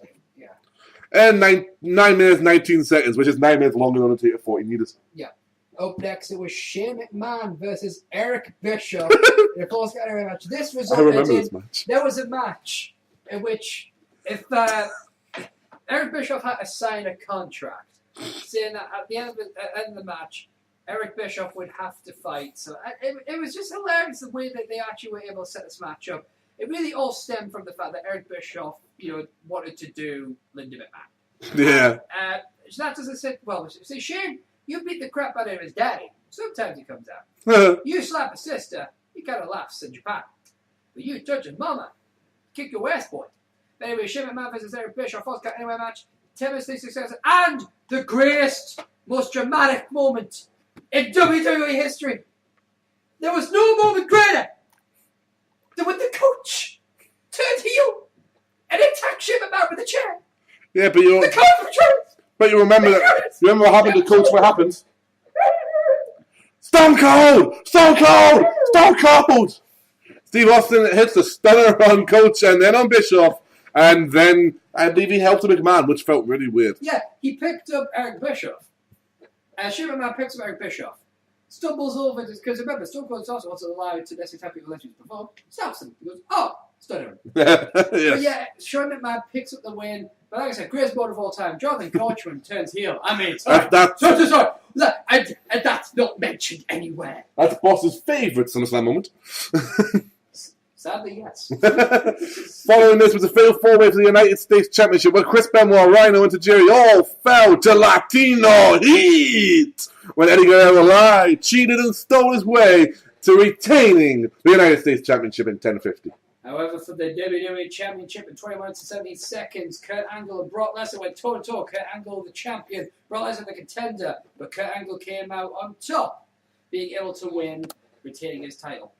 Yes, following this was a no-holds-barred match that revealed the recently unmasked Kane defeating Rob Van Dam. His former tag team partner and friend. Exactly. Although in fairness, apparently, in a promo, Rob Van Dam kind of let slip that it might have been his idea. Might be whose? His idea to, have a match where the mask Yeah. Comes off. Maybe. I might not be a good idea, Rob Van Dam. I don't know what you spoke at the time. I pretty much do. Up next, it was the Elimination Chamber. Yes, the Elimination Chamber. The only one. second one in history. And the first to take place at SummerSlam. It was Triple H defending his title against Bill Goldberg, Chris Jericho, Randy Orton, Kevin Nash, and Shawn Michaels. And this is how it went down. The first person eliminated was Kevin Nash, who ended in at number 4. So he ended in number 4. He was eliminated by Jericho in a roll-up. And Jericho had just cut his hair the week before. Yeah, it took 8 minutes and 5 seconds to eliminate Kevin Nash from the moment he entered into the match. Is that not the moment of the match? No, that can't be right. You must be. Yeah. Yeah, great. So for the start of the match, sorry. The second one to be eliminated was Randy Orton. He was eliminated by Goldberg. After a spear of 30 minutes and a second. Oh, next, Shawn Michaels eliminated by Bill Goldberg. Goldberg. With a jackhammer, and that happened in 15 minutes and 19 seconds. And then Chris Jericho was eliminated by Goldberg. with a jackhammer, 16 minutes and 3 seconds.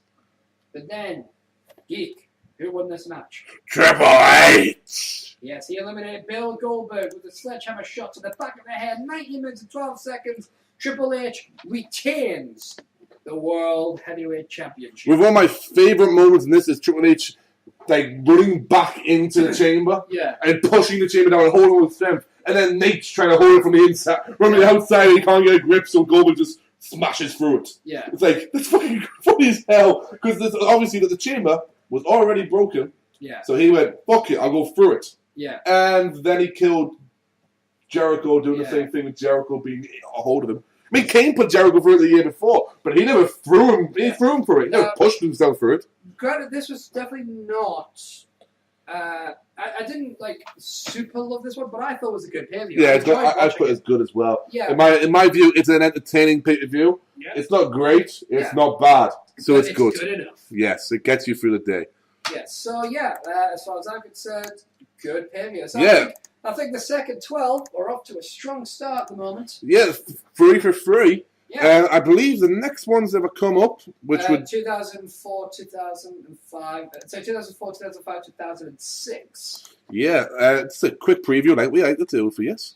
Yeah, I mean it's the thing about SummerSlam. SummerSlam, I would like you. It's sometimes a hit and miss. WWE at the moment, just like the Money in the Bank, they're doing a support thing. It's called Bringing the Heat. So if you want to support, like, say, CM Punk, there's an image there, CM Punk. Is that the new ones that they've brought out? I haven't seen them yet. I will be posting my ones. They've been appearing on Tumblr. So is like the exclusive report of it. They're usually on Facebook. That's where I get my ones from. So, I'm currently without internet, folks, so I will tell you what I bring to that. 2004 is obviously legendary for, as we call it, the Age of Orton. Yeah, Randy Orton becoming the WWE champion. So the World Heavyweight Champion after beating Chris Benoit. Hogan Michaels. Yeah, fantastic match where Shawn Michaels shows Hulk Hogan, you do not fuck with the Heartbreak. And the biggest party of the summer. Yeah, D-Generation X reunited. Fantastic show. Yeah, so we'll see what happens. I mean, SummerSlam is sometimes a hit and miss. And we'll exactly. But that's pretty much all from us this week. We want to remind you to go to Tumblr, totalmarkout.com.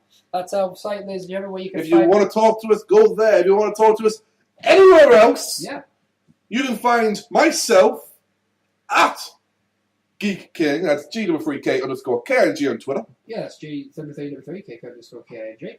And you can find the boss on Twitter at anything. Yeah. Look, absolutely anything. You can find me anything pretty much the same. Just take out the underscore if it doesn't work. But for boss, literally everything is the same. At Steve Jones 313. That is Steve Jones 3 1 3.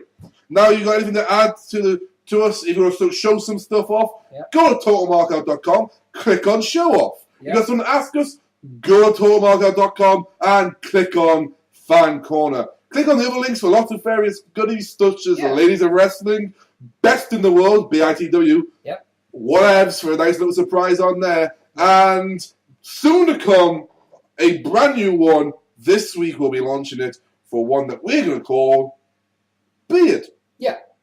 Well, I wonder what that could possibly be about, but it's all about my glorious beard. This has been #TonerMarkout Season 2, Episode 23. I am Steve Jones C13, the producer, the sometimes uploader, the professional prick, the pedantic son of a bitch. And I am, without a shadow of a doubt, the... no, I'm useless, really. You're the number one guy in the show, and Yes, but without you, boss, I couldn't do the show. And without me, you can be blameless. Oh, that's a motherfucking thing. Before we fucking go. One more thing. I've been inundated. Actually, two more things. With this fucking question, right? I want to clear some things up, because I've had Wait a minute. People, do you remember when we said it was going to be a shorter episode? Yeah. A shorter than last week. Just. I've been inundated with questions on Ask, on Tumblr, and all just about Eric Von Gisby, right? You're a bad man. Here's the thing, guys. How could you do that? I've been asked, did I fire him? Why did I fire him? Why am I... Blah, blah. Here's the thing. Personal opinion. Here's the thing. And what's my personal opinion? Here's the thing. He's fine.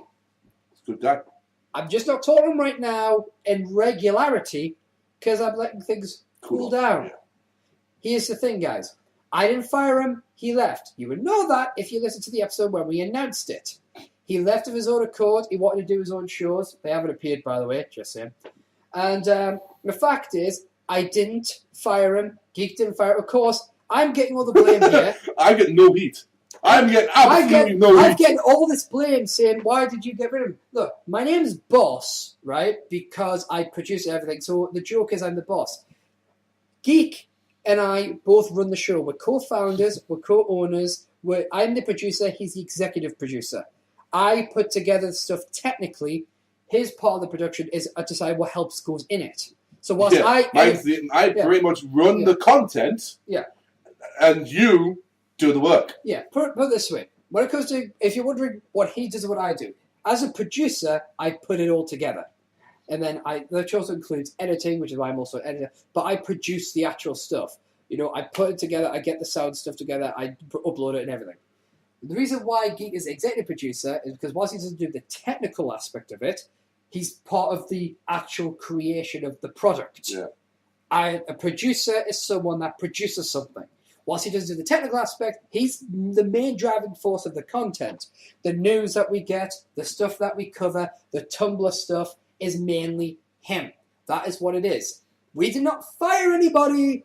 We've never fired anybody. I can honestly say I didn't. And honestly, guys, you know, if you think there's some beef between me and Jisme, there really isn't. Nah. In fact, it's all cool and done. Recently, I tweeted him to let him know what his Twitter stats were because he really likes his Twitter stats. You know, so it was a goodwill because I'd like to work this shit out. So it's cool. There's no ill will. I even sent him my mobile number recently because I've got a new phone. Yes. I haven't heard back, but that's because he doesn't really call me. You know, we never really called each other because we'd see each other every week. But honestly, there's nothing bad. No one was fired, so chill. If you want to see my full answer, go to ask.fm/SteveJones313 where I've answered the question in full. I sent the question to my own profile so I could answer it so you can all have a look there. I will copy and paste it to my Tumblr onto my own personal Tumblr page. And then we'll reblog SteveJones313.tumblr.com. And then we'll reblog it to... And well, if you're going to go on my Tumblr page, go to Geek King's Tumblr page. It's g33kking.tumblr.com. All one word. Yeah, all one word. Yes, and finally, before we sign off, quickly mention we talked briefly about specials. Yeah. We're doing one-off debate specials about our opinions on certain subjects. Yeah. We have had people send in a few suggestions. Oh, cool. If you've got your suggestions, please do send them in to thetotalmarkout.com/ask. Yeah. Or send them in to us personally, as we've said before, on the ways to do that. Yeah. And we'll see what we can do with them. They won't be a regular thing. No. It's not going to be every week. No. It's not going to be every fortnight. These are probably going to be maybe quarterly. Well, at the end of the day, these are literally specials. Exactly. They're going to be as and when we decide. Yes, we don't promise when they'll come, but we promise that there will be some future. So, as Boss was saying, he's been Steve Jones 313, the boss, the pedantic prick, the sometimes uploader, the professional. The most pedantic motherfucker on the whole damn planet. Yes, and I've been the nasty nerd, the fighting fanboy, the fantastical visionary. Yes, the maniacal mark. The mark of wrestling future. I am, of course, the Geek King, and this has been Total Markout. Hashtag Total Markout for you Twitter folks. Marks out.